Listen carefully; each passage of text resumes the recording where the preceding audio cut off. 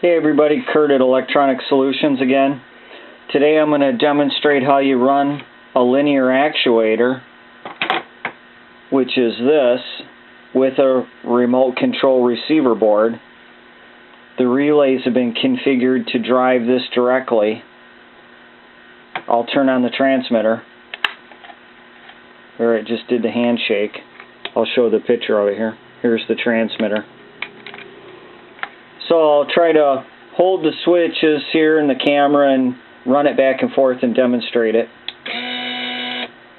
So it's like a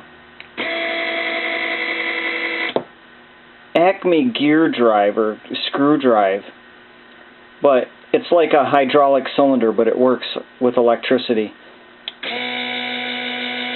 If you wanted to run like a linkage, like a throttle on a chipper or stump grinder,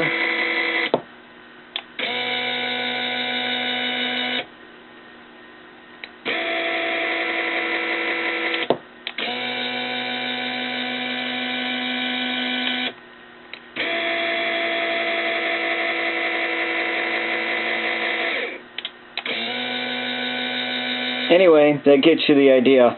So, have a good day. Thanks.